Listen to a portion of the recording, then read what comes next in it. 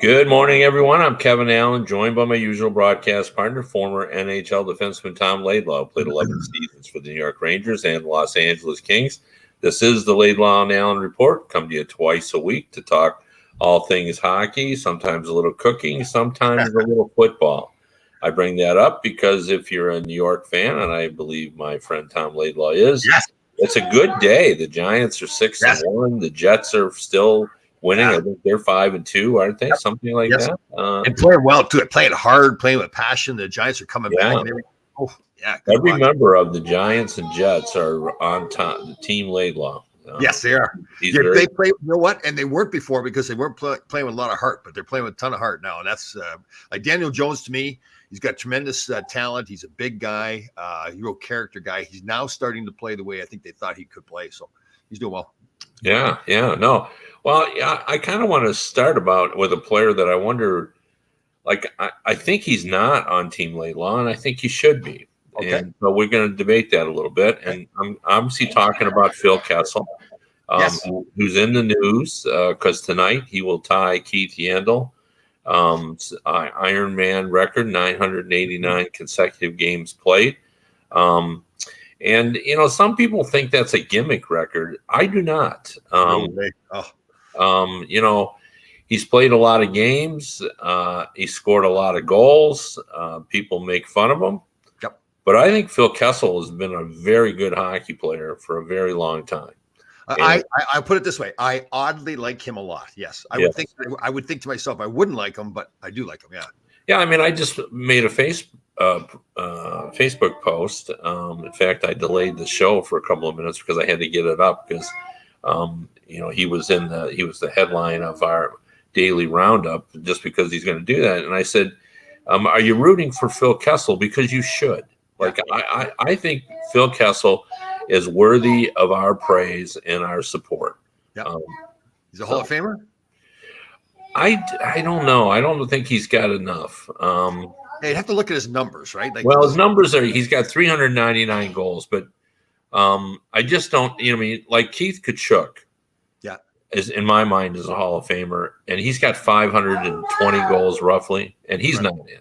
Right. Jeremy Roenick is not in. Do you like Phil Kessel more than Jeremy Roenick? I don't think so. I mean, I like Phil Kessel a lot, but Jeremy Roenick and Keith Tkachuk, they were edgy players. Yeah. It's too bad. It's too bad Kessel couldn't have had a whole career like he had in the playoffs there in Pittsburgh that one year. Yeah, no, he's got that skill level to do it. Yeah, but he's really not that kind of. He is the kind of player that can score goals, but he doesn't give you everything you want from an NHL player. Yeah.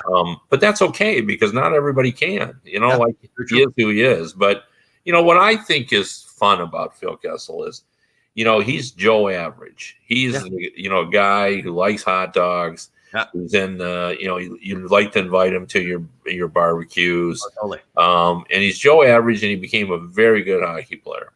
He's a quiet guy. Like, he is funny within the room. I think within his group, guys like him. Guys tell me all the time he's quite funny. He's quick with a joke. And he's pretty good. But I think it's hard to play that many games in a row. I don't care who you are, what style you play. If it were easy, there'd be a lot more players doing that. And even if you're not really a physical player, you can't help but get dinged up. You go hit with a shot, hurt your falling an elbow, whatever it is. So to go that long, I'm sure he's had many injuries that he played through, and he doesn't seem like the guy that talks about it at all. And you have to, if you're going to play that many games and play in the National Hockey League, you have had to play through injuries where maybe there's times where you say, you know what, you take the night off tonight, Phil. We really don't push it. But he seems like he's played through it all. So yeah. Well, I'm going to put you on the spot. Sure. Because in the academic world, they award honorary degrees. Yep. Former presidents, celebrities, they come, they make commencement speeches, and then they bestow upon them an honorary degree from that institution. Do you think Northern Michigan will give me an honorary degree?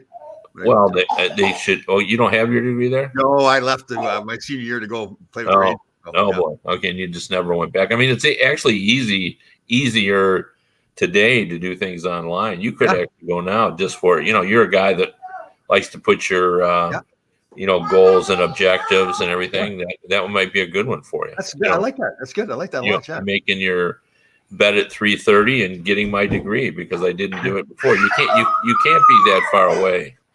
No. Well, I think I'm a full year away. Oh. Because we were supposed to carry 16 credit hours. And of course, we figured out that if we could sign up for the full 16 credit hours, and then in the first week, we would drop 4 credit hours, 1 class, and get refunded the money. So that was our little scheme. Yeah. So we got a scholarship. I hope you're proud of that scheme. No, I'm not at all. That's one of those stories I look back at. It was very, and I can't even take credit for coming up with it either. I just used it. Yeah, but you like the way they beat the system. Anyway, let's get back to the thing. Yeah. So honorary degrees, we see it all the time. Celebrities get it. Presidents end up with honorary degrees from Yale and Princeton and whatever. I would like to see you bestow upon Phil Kessel an honorary membership into Team Laidlaw, even though you won't give him a full membership, but you'll just say he can hang out with your group. He gets an honorary. I think I might even give him a little bit more than that. I think he could hang. He'd be the kind of guy that'd be really interesting to sit around and have a beer with. I think he would. Yeah, I agree. Yeah. Probably back when I played, I wouldn't want him on my team as much. But now that I look back, and I probably wasn't right there. I probably wasn't as inclusive as I should have been. Yeah. And he's on. Yeah. I think he is a guy you want on your team, and I'm glad you feel that way. I mean, I think he's worthy. I mean, he doesn't fit all the criteria of being a Laidlaw guy. Right. But I think he's done a lot with what he has. I think he's been a clutch playoff performer. He's been a consistent scorer over a lot of years. I mean, he's fallen off in the last couple of years, but he's played with really poor teams. Now, this year, he doesn't have a goal, and he's with a good team. So now we can start to say he's 35 years old, played 17 years. He needs one more for 400. But I think he's had a really good year. If you're in your 17th year and you've got 400 goals, that means you average well over 20 goals per season. Man, never missed a game either, man. Yeah. Yeah. Well, here's the thing, though. So you're right. He doesn't fully fit into the Team Laidlaw because you probably show up in the gym with a pair of cutoff jean shorts and a pair of sandals on in the gym. Yeah, that's how. Well, I don't see him going to the gym much. Not even showing up. You don't think? Yeah. Okay. Yeah. I don't think he does it too much. No, and I don't think he's out logging miles like Rod Brindamore. No, probably not. He's probably not taking his shirt off of the beach either. I mean, the photo we used today of him, holding hot dogs. Again, I love his sense of humor. He was willing to take that photo, even though, people fun. And I know, that does not fit the image of a Laidlaw man eating hot dogs. No, he's not now. That is the worst food for might as well just grind them up, put them in a blender, grind them all up, put them in a syringe, and just shoot them right into your veins there, clog up those veins. That's a bold statement now. So they should do that. Should we just stop selling them at stadiums and arenas? Well, if they are bad for you, Yeah, it's true. I mean, it's one of the worst foods to eat. That processed meat, it just goes right into your veins and clogs it up. Yeah, it's a guy. I know we're kind of joking around, but it's also a very good point. I mean, one of the problems in our country is the lack of people being overweight is an issue, and we have a lot of bad foods, and let's just eat hot dogs. It's terrible. Yeah. Although don't you think there's a greater awareness now? I mean, certainly even in the last 10 years, I think everybody is at least cognizant. And people even who are eating hot dogs are thinking about it and saying, maybe I better not eat 3. You know what, Kevin? It's a great point for you. I mean, maybe, you live in an environment where particularly you and your wife is very healthy. Right. So that's what's around you. But there's a lot of people out there that they're pounding those hot dogs and not. Well, they are, but I'm just saying, I think there's at least a greater awareness. I mean, people are making, I'm not saying everybody is health nuts because they're not, but I'm just saying everybody at least knows. It's like cigarettes, everybody knows cigarettes are bad for you. Now people still do it, right? But at least I think they've done a pretty good job of making it abundantly clear that when you light up that cigarette, you're But I think the difference is with the hot dogs, people think, okay, I'm going to have the hot dog and then I'm going to go to the gym tomorrow. I'm going to work it off. Well, it doesn't work like that, right? I mean, that's a great point, Tom. A real good one. So, because you think you can, outrun the problem. you know, literally, Exactly. or outlift the problem. There you go. So one or the other. So anyway, so if all goes well for Phil Kessel, and he's got to stay healthy, and we might be jinxing him just by talking about him, but he could have 1,000 games, which I think is an incredible mark. Oh, unbelievable! 1,000 games. He could have it by mid-November, November 17th against the Arizona Coyotes. Oh, is that right? That's cool. So his last team that he played with, but I think it's remarkable, and this will play into it too. Like, he doesn't, like how many goals is he going to end up with? Like we're probably, I don't think Phil Kessel's playing 5 more years, so we're probably getting near the end. He's probably going to finish with 4 and change. For what, 410, 420. That probably isn't enough, but he's got cups, so. He's got 2 of them. If somebody had said to him at the start of his career that he's going to get in over 1,000 games, score 400 plus goals, and have the career he's had 1 Stanley Cups and everything, that's pretty good career. I mean, if you're a lawyer and you're representing him in the Hall of Fame, trying to get him in and stuff, you point out he's won a Masterton. People have forgotten. He came back from cancer. Phil Kessel had testicular cancer. Came back from that, won a Masterton. He's going to probably have 1,000 plus games in a row. Incredible. 2 Stanley Cups, was an incredible contributor to those. Yeah. He's going to average over 20 goals per season. Yeah. It's there's a lot going on. I don't think it'll be enough, but he's certainly going to be an instant U.S. Hockey Hall of Famer. He's already, in my mind, one of the greatest American players ever. Yep. So.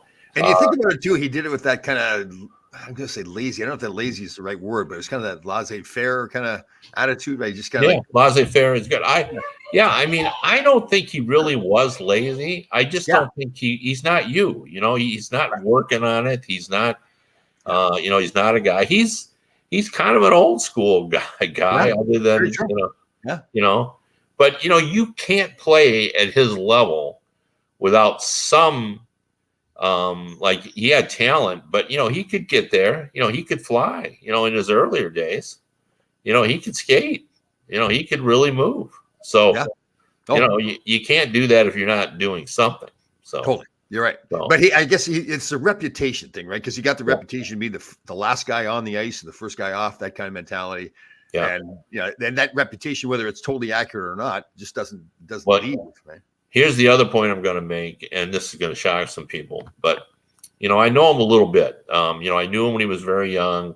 I've spoken to him a lot during the course, and this is a statement I'll make that maybe everyone will go, no way.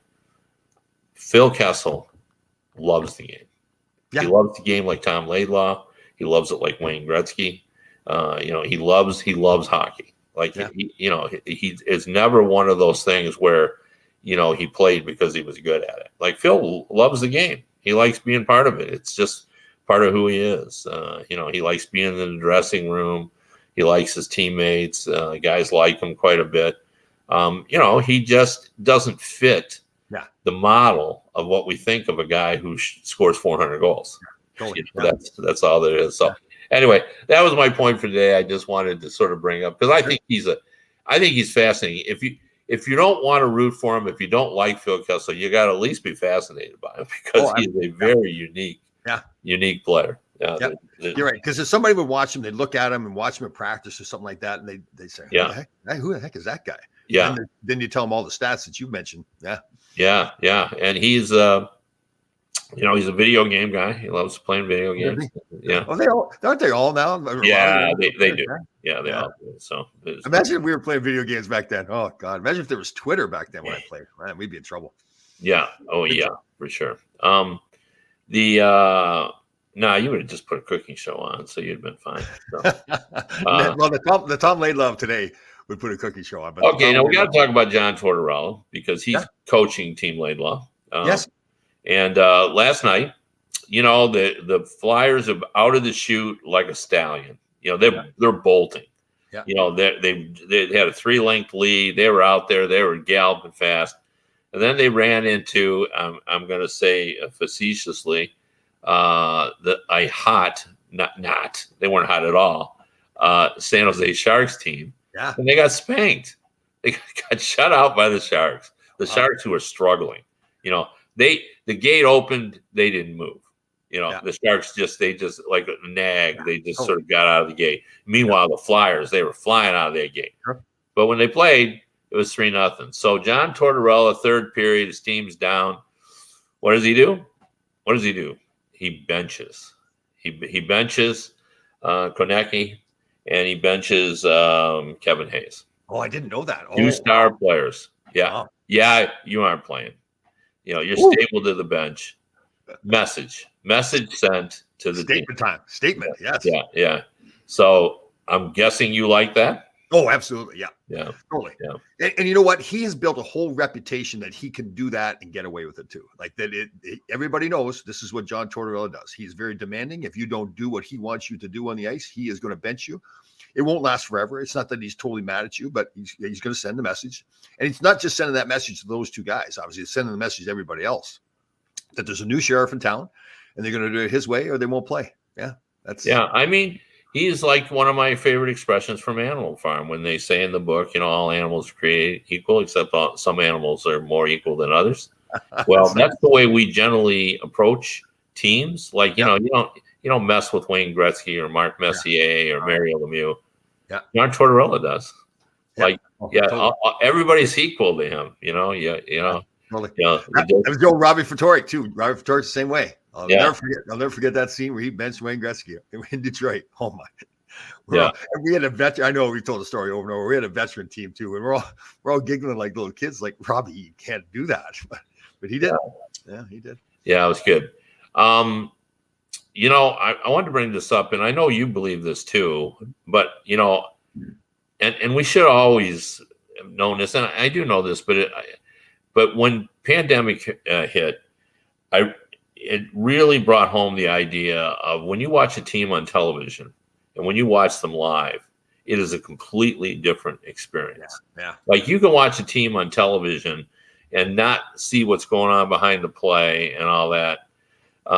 And you can get a judgment that may be inaccurate. Right. Just because the game doesn't translate well on television. You don't know what's happening elsewhere. You don't see the breakouts. Right. You can sense sometimes, like those of us who watch the game a lot, like Susan Brooks, I'm sure when the puck is turned over and things, she can feel it going the other way before it happens, just because we have seen enough games that we sort of get that. But I was struck too about, I kind of like the Anaheim Ducks. I like their talent level. I really think they've got a lot of really good young players. I love the newcomer McTavish. Zegras is a terrific player. Troy Terry's coming on. I think they got a lot going on. But I saw them last night live, and my observation was they are a long way away. They're just not as far along as I want. I still love all those young players. But they're not ready, Yeah, and a lot of people really had them like highly touted too, right? That they were going to have a good season. Yeah, I mean, I guess I could see them improving and maybe, but right now, I mean, they just don't seem, they just seem a little overmatched. I mean, the Detroit Red Wings are not the New York Rangers, and the Red Wings just kind of had their way with them and. The Ducks just couldn't get going. They seemed disorganized defensively. Drysdale, a player that I like, that everybody said maybe could be Niedermeyer at some point. Like, he's still a ways away, I think. So anyway, I just throw that out that the Ducks just really don't seem as close as they need to be. And we've got one team that has not won a game yet. The Vancouver Canucks. Yeah. Ooh. Yeah. And I don't know. People are kind of critical of what's going on there that, Bruce Boudreau came out with his look in the mirror speech, which, seems almost like a cliche to me. And then somebody said that, I don't know if it was Rutherford, but somebody's starting to talk about rebuild. You can't rebuild when you've got, JT Miller and, 3 or 4 guys hooked into long-term deals like this is, and, they've got enough blue chip players there. They just got to get the right cast, and they got to be playing the right way, and their mind isn't right. And they got to sort of sort it out. Right. And Boudreaux, as much as I'm with you, everybody loves him. He's like playing for your grandfather. I just don't know if he's for today's player, for today's game. Is he? Do you think he's? Well, I mean, I know your point. I mean, today's games is about X's. I mean, today's coaches come in at 6 o'clock and they work 10, 12 hours. They break down every player. Yep. Like every player, they know everything you did in a game. They looked at every one of your shifts. Mm-hmm. And they know, and it's interesting because, and you hear this all the time with football coaches. What do they say at the game when sometimes the reporters will say, "What'd you think of so-and-so's performance?" And you say, "I don't know. I got to look at the video." Yeah. Well, that's because they're really taking a deep dive. Well, in hockey, we do the same thing. Like they look at every shift. They look at where the positioning is of the guy, his reaction, and everything else. And their evaluation is so sophisticated, So, so I don't know. I think he's still that old school guy. He probably has a 6-pack in his briefcase, if he even has a briefcase. And again, I'm with you. He'd be the kind of guy I would have wanted to play for back in the past. Right. But again, the game has changed so much now. But and you guys like him because he's entertaining too. Yeah. Like, when he was in Anaheim, I remember being out there when this happened, and it was a fun story to write about. He wanted Solani to take some time off. He just thinks that Solani was going to be worn out because, Solani, a lot of people didn't realize this about him because he was such a great goal scorer, but he's a warrior. Oh, yeah. Yeah, he plays hard. He plays hurt. Brian Burke used to joke that, you would guess he would have grown up in Saskatchewan. Yeah. That's the way he played. And so Boudreaux was trying to get him to take some time off. He wouldn't do it. He'd show up for every optional skate and all that. So Boudreaux hit his skate. I didn't hear that story. Yeah. I didn't know that. So Solani came in. He couldn't find his skates. So what do you think Solani did? Got another pair? He borrowed some. Yeah. He went around, figured out who had skates that were about his size. He put them on and went out. And Boudreaux just, shook his head, But it was you got to love the fact that the coach is trying to get you to take time off and you won't do it, right? No, well, and yeah, but it's a good story on both of them. Because Boudreaux, when it happened, he just laughed along with everybody else. And then, he schemed further. He just basically said nobody's loaning any skates to Solani, that sort of thing. Yeah, so anyway, Boudreaux, I think, can get a lot out of his players. But I will tell you this story. Bob Murray is not the general manager anymore. He's not. But when he was GM, I had a discussion with him, and he said he thought sometimes that players liked Boudreaux too much. And by that he meant is they didn't like it when the team wasn't playing well because they thought it reflected badly on a coach they liked. Right. And so they started to squeeze their sticks a little bit. Yeah. They started to not play their game because they were worried about, losing their coach. They didn't, and like it said, like we talked about, it's like playing for your grandfather. You don't want to see your grandfather get fired. Yep. So that was one theory he kind of threw out to me. And again, he goes, I don't know, but he said that thought has crossed my mind. Yeah, totally. And then you look at a coach like a John Cooper in Tampa, right? It's like they like him there too, but I think they have a ton of respect for him too, right? Yeah. And with Boudreaux, it's not that they don't respect him, but it's not like he's not this fit guy that is professional and polished and everything, right? He's that gruff guy that looks like he played back in the minors many years ago, which he did. That's who he is. So. Yeah, it's the same thing. Brind'Amour they like, but they respect. I would assume. Gallant's the same way. Yeah. They like, but they respect them. Yeah. Yeah. Well, I guess based on what's going on in Vegas. So, are you back on the Cassidy's a good coach wagon, or do you think because players bailed on him in Boston that? I just think he's one of those. He's a coach. I don't think he's to me. The difference makers are the Brind'Amours, the Coopers, the Gallants. Those kind of guys. I just don't see him as when I saw him play in Boston, it's kind of like, okay, you got Patrice Bergeron. I mean, this is unfair to him too. You got Patrice Bergeron, Zdeno Chara for most of the time. They set the tempo, set how the game is going to be played. The work ethic of those guys. I just thought, I don't know. And maybe I just didn't see him as much as I should have to really judge him, but he's not much of a difference maker. But yeah, you're right. Now, I'm going to disagree with you. I think he is every bit the coach that Cooper and Brind'Amour are. Oh, yeah. I think the one difference where he may fall a little short is in player relations. You know, Brind'Amour and Cooper are both very good. Like Cooper can be tough, but he's fair, and I think players didn't think Cassidy was fair. Is that right? Well, yeah. Well, I mean, the rumors were that Patrice Bergeron was not coming back if he was still coaching. That was for sure. But anyway, I think Cassidy is a good coach.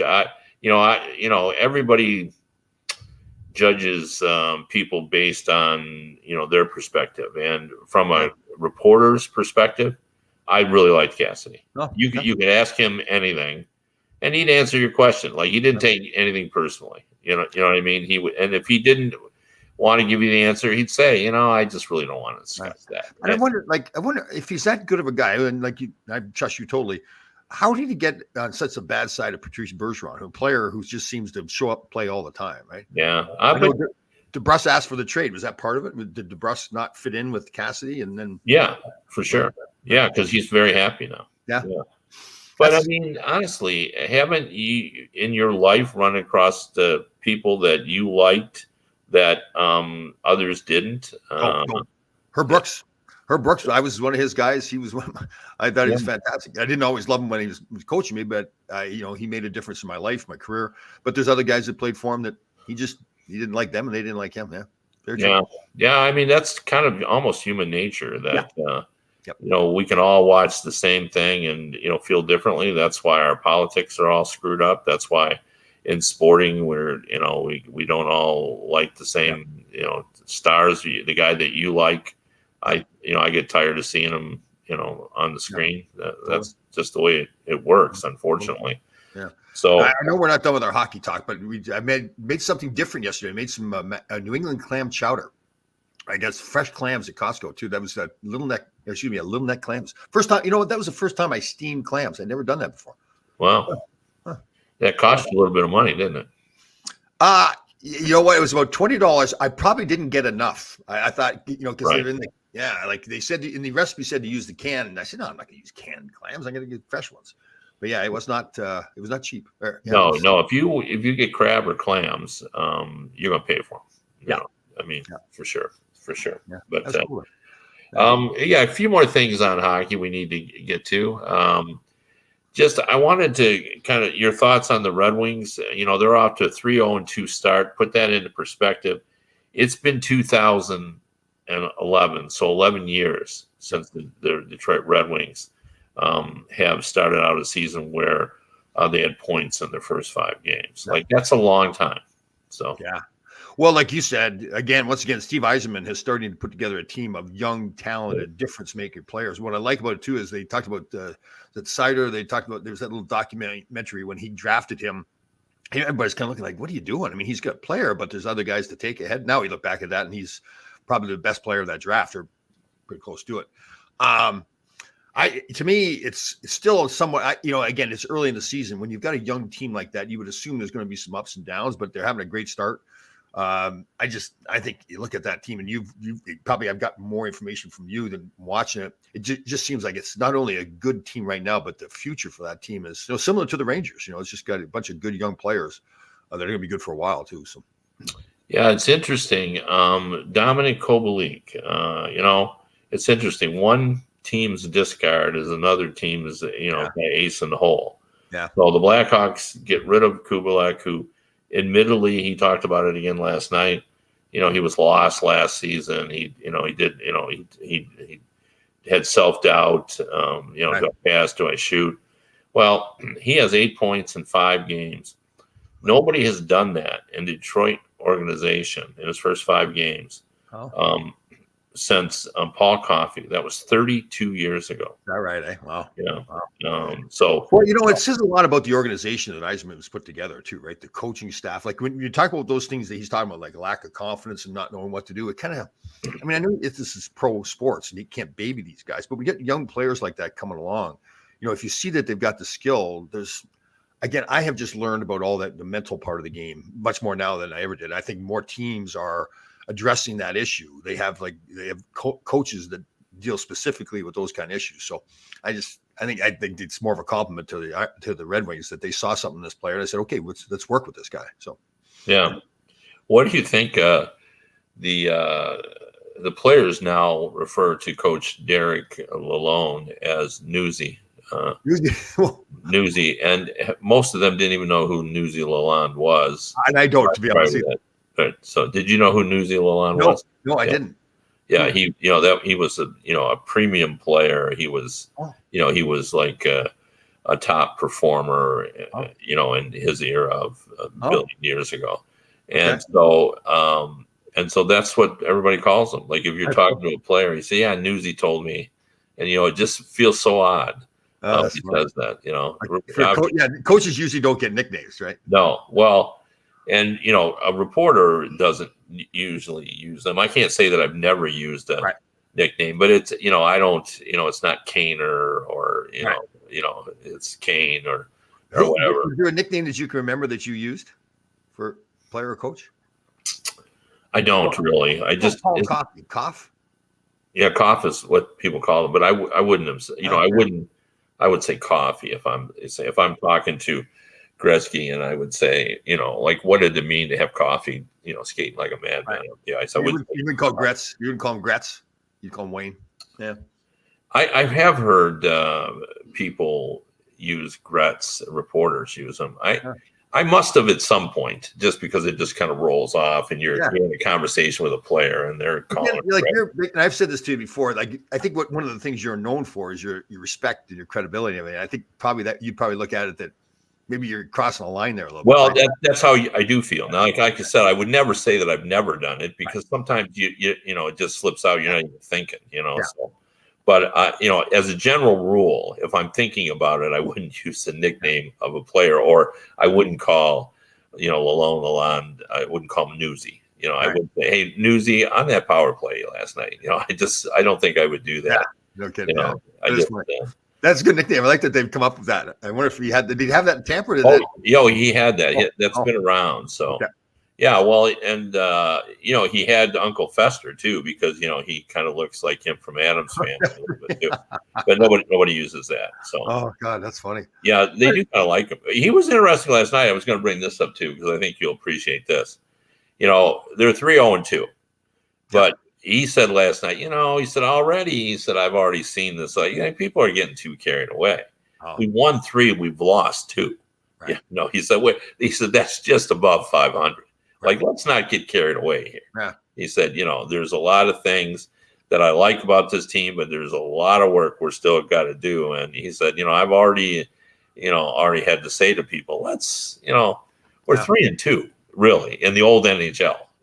We've won 3, we lost twice. Right. That's pretty smart move by him too, right? Like, don't let those young players get ahead of themselves. Right? Yeah. No, I thought the same thing. I'm actually going to write about that today, because I think that's who it's all. But the problem is it's a glass half full, half empty thing. Yeah. They've gotten 8 out of 10 points. Yeah. I mean, that seems pretty good for a team that hasn't made the playoffs in 6 years. It's interesting the way he put it was that they're 3-2, but right. The way you put it, they're 8 out of 10 points, right? And both are correct. Yeah.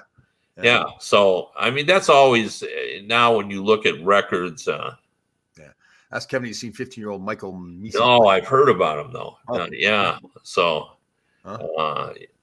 Yeah, for sure. I love it. What's one of my favorite things though? I love it when there's a buzz about players coming up. So just so you know, there's the Susan Brooks of the world, and then there's Rich Pisano on the male side. They're very similar people in their knowledge of the game of hockey and their passion for it. So he is here in Greenwich, Connecticut. Susan lives in the city, but that's the male version of Susan Brooks. Just so you know. Yeah, I look forward to that too. I probably will get a chance to see him, because we're interested in the Red Wings prospect Lombardi. So I need to back up too. Susan Brooks. So I was at the game the other night, and just basically I got harassed by Susan Brooks. We had this area where we were getting a picture taken. Hyundai, the car company, and. She can have signing autographs. Is this where it was? No. There was a party that's before the game. That's what it was. And I was signing autographs, and Susan was harassing me, yelling T like that, spelling out how I had to spell my name.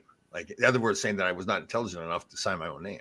And I don't know where that came from. Just it was a little bit. She was giving you the business. She was giving it to me good. Yeah. She was giving it to me. Yeah, because you've never done that in your career. Maybe in my past I've done that. Yeah. Wasn't that one of the greatest calls by Macaulay where it says 2 minutes for giving him the business? Then yes, he's excellent. Oh, that's good. He's good. Yeah, I like that. So he does it with the hands too. Like, he gets for giving him the business. Oh no, that's what it was. Giving him the business. That's what right. And it's everybody in the building, even the players and the coaches can't wait for him to make the call too, right? They're all fired up for you. That's good. Yeah, no, that is always good. So see, that's kind of stuff like you bring up. It is such a difference going to an NHL game as opposed to watching it on TV. Like, to be part of all that stuff. Yeah. Well, I mean, I talk about this all the time to people who don't understand the game. Players can skate 26 miles an hour. Yes. And when they hit, it's a car crash. Yeah. It's just a car crash in a residential area.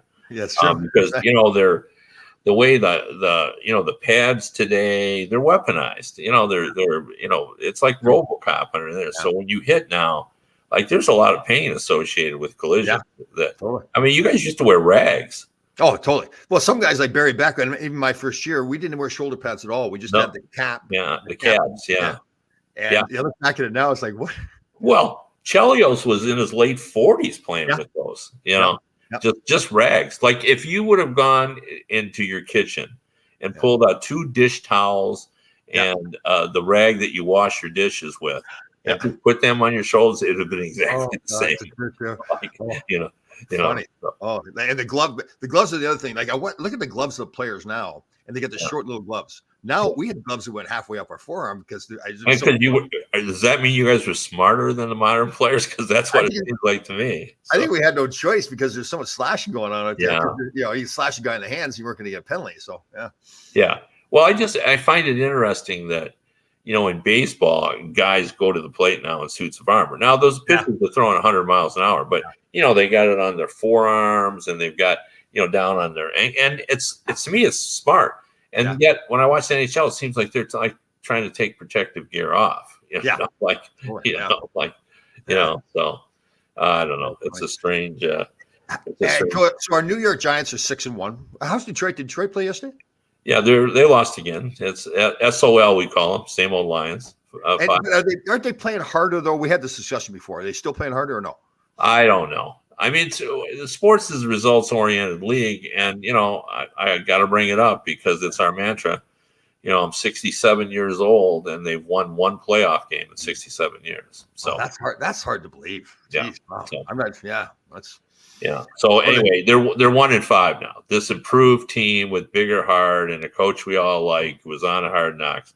They're 1-5, and yesterday they had 4 turnovers. They fumbled on the 1-yard line. And when that happened, you could hear everybody in the Detroit area say in harmony, same old Lions, and they didn't even get pumped up because it was reported here that Prescott, who was injured, had told people that he was targeting. He wanted to come back. This was his goal, to come back against the Lions, who of course have the worst defense in the NFL. So So it's not good. But the couple more teams I wanted to just ask you about, just because they've sort of gotten out of the gate quickly or poorly, and then one of them is the Minnesota Wild. Their defense just hasn't been very good. Like, they're scoring goals. Like, Kaprizov still has 4 goals. They've got some goals. Just seems to me their defense and goaltending hasn't been, the quality we expected this season. So, yeah, and they're a hard team to figure. Like that team to me, like even when they were doing well last year, I was still looking at the team thinking they're not that good. Now, maybe I was wrong on it. So I'm really not surprised.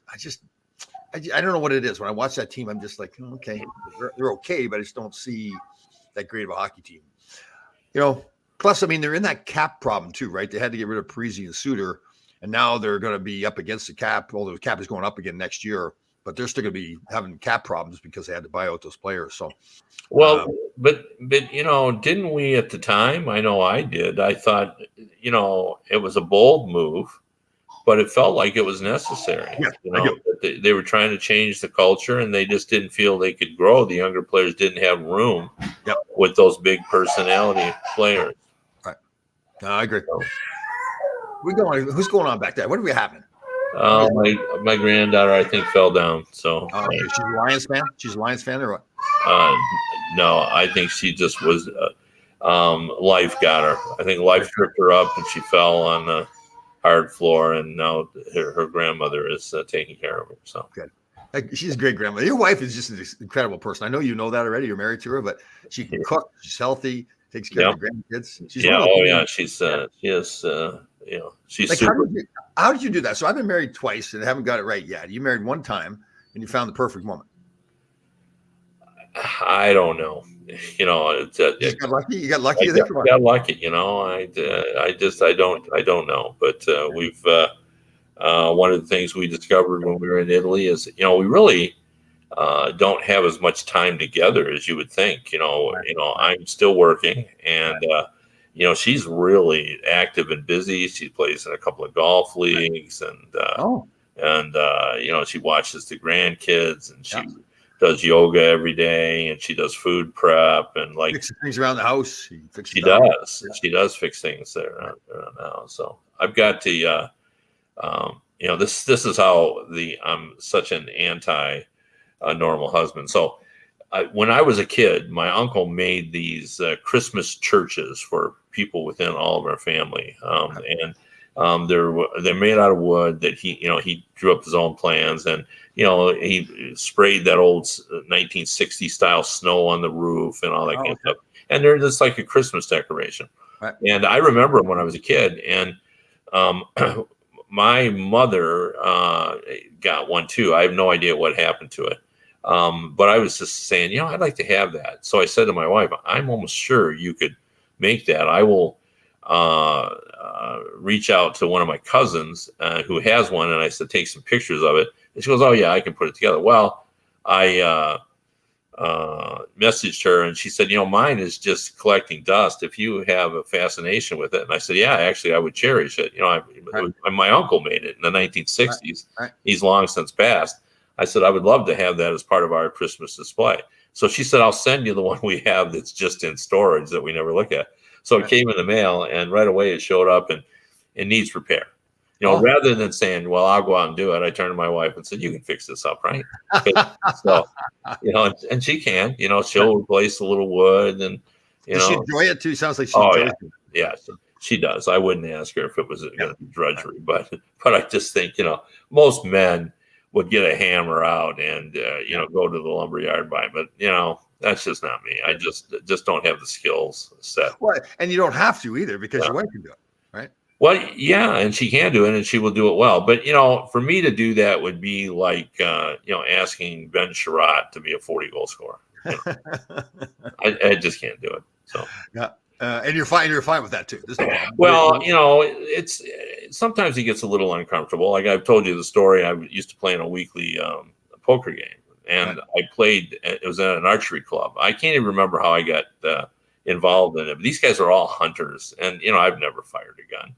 And they're all hunters, and we met and played cards. But I love playing cards, and so we go, and you know, their levels of conversation, like you know, they would talk about a problem they have with their home, like you know, there was a short and a switch, and through the night, as we were playing cards and stuff, playing Texas Hold'em, it seems like everybody at the table would offer, "Have you tried this?" Right. You know, and you know, finally we get to the end, and I turn to everyone and go, I'd say, you know, I got nothing. I don't even, recognize the problem, you know, but I would just turn to my wife and say, and everybody just laughed, you know. That's pretty good. Because she would have figured it out a long time before they did. Right. You know, so, right. You know, and you know what? I like the fact that you're self-aware about it. That's just the way it is. It's it is the way it is. But and my wife can actually do wiring as well. Like when we put in new ceiling fans, my wife puts, you know, she knows how to, you know, cut off the power. I don't know how she knows it, but she does. She knows all of it.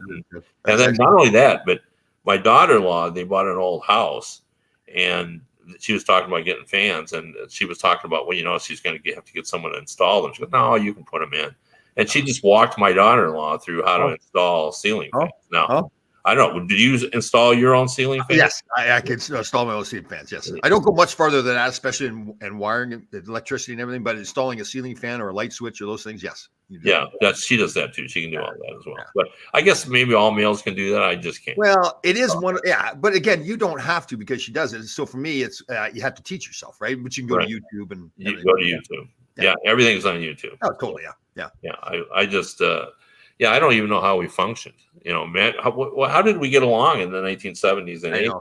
Well, they actually do come with instructions that are fairly easy to use, those things. Although that doesn't mean I always look at it myself. I typically try to do it without the instructions first, and then I go back and read the instructions once I messed it up. So but sometimes the instructions, even though it's in English, it feels like it's in Portuguese. Yeah, very true. Yeah, very true. I mean, you read it. I mean, I was watching a movie Saturday at my lake house, and there we don't have cable because my wife says it's, and my kids just always look at me like I've got three eyes that I still have cable because they stream it, and their monthly television bill is like $12 and mine's like $270.